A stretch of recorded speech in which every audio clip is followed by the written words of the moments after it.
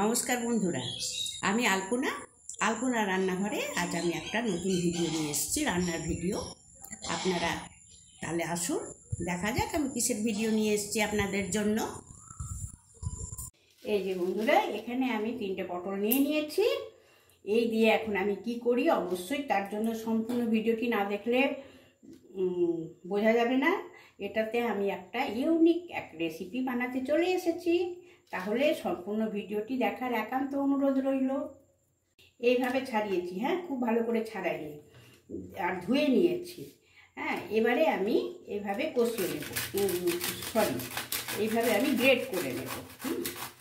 আর যদি মোটা কোনো বীজ থাকে সেটা কিন্তু আমি একদম ফেলে দেব, বীজ কিন্তু এর মধ্যে একদমই রাখবো না। এইভাবে আমি বীজগুলো ফেলে দেব। জাস্ট আমি একটু দেখিয়ে দিচ্ছি। এই যে এরকমভাবে বীজগুলো হবে, এইগুলো বীজগুলো ফেলে দেব। এই সাইডটাও আমি আগে একটু ঘষেই নিই, তাহলে আমার বীজটা ফেলতে খুব ভালো সুবিধে হবে। একদমই বীজ রাখবো না। এই যে এইভাবে কোনো কিছুই লাগলো না, এই হাত দিয়েই আমি করে নিতে পারলাম।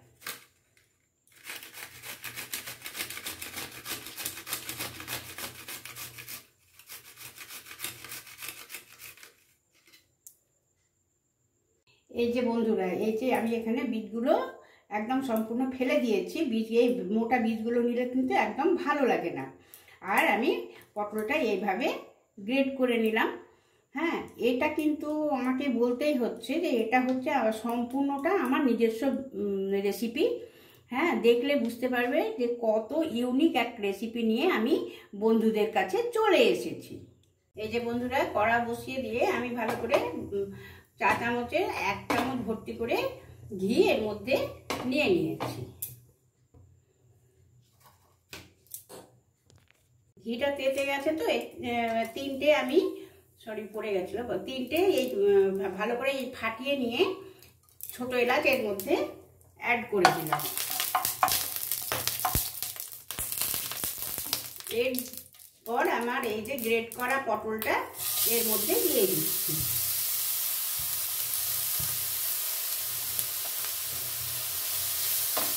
এবারে কিন্তু খুব ধৈর্য ধরে ভালো করে এটা ভেজে নিতে হবে।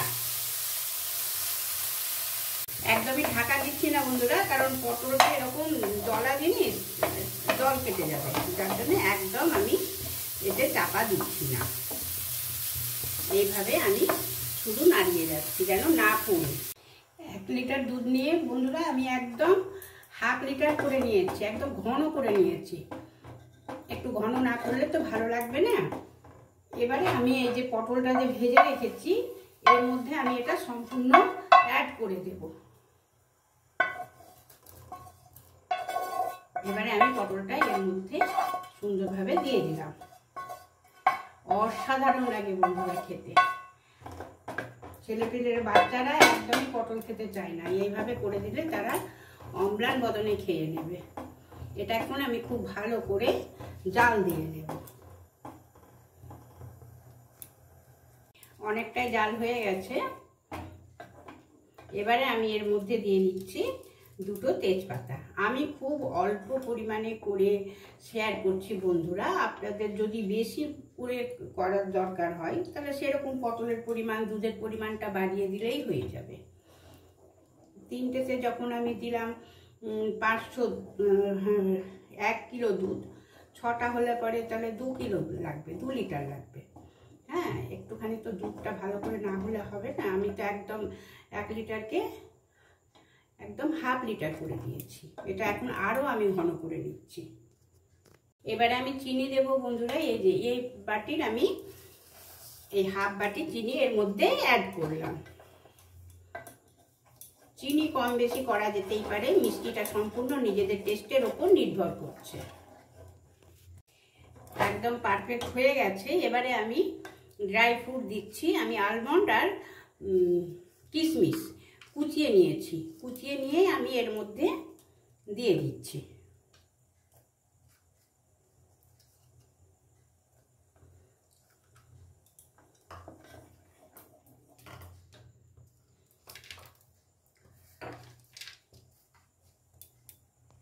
এবারে আমি এই যে 5 টাকার প্যাকেটের 2 প্যাকেট গুঁড়ো দুধ এর মধ্যে অ্যাড করে দিচ্ছি, মানে এই যে এই প্যাকেটের দুধ, এই প্যাকেটের 2 প্যাকেট দুধ আমি এর মধ্যে দিয়ে ভালো করে নাড়িয়ে নেব,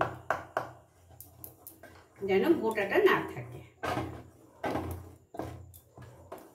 গ্যাসটা কিন্তু আমি অফ করে দিচ্ছি, একদম গোটা রাখবো না, খুব সুন্দর করে নাড়িয়ে নেব। এই যে খুব সুন্দরভাবে মিক্সড হয়ে গেছে। আবার আমি একদম সিম করে গ্যাসটা জ্বালিয়ে নিয়েছি।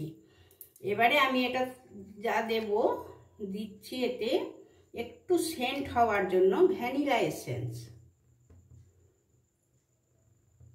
পটলের এটা একদমই থাকবে না, খুব সুন্দর একটা সেন্ট হবে। আর অল্প করে দেব, পটল যেহেতু গ্রিন তার জন্য গ্রিন কালার।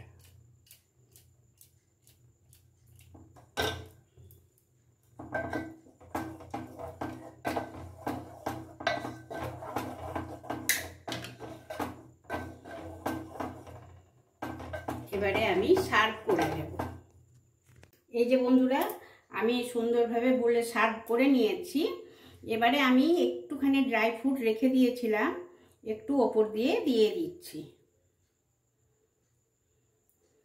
অসাধারণ স্বাদে হয়ে গেল আমার পটল পায়েস। তাহলে বন্ধুরা, বন্ধুদের কমেন্টের আশায় তো আমি একদম বসে রইলাম। কেমন হয়েছে অবশ্যই বন্ধুরা জানাবে। এই যে বন্ধুরা, বোঝা যাচ্ছে তো কেমন হয়েছে? বন্ধুরা অবশ্যই জানাবে। তাহলে আরেকটু আমি ভালো করে দেখিয়ে দিই। এই যে বন্ধুরা, সুন্দর স্বাদে হয়ে গেছে, একদম দোকানকে টেক্কা দিয়ে তৈরি হয়ে গেল আমার পটল পায়েস। তাহলে আজকের মতো আসি, বাই, টাটা।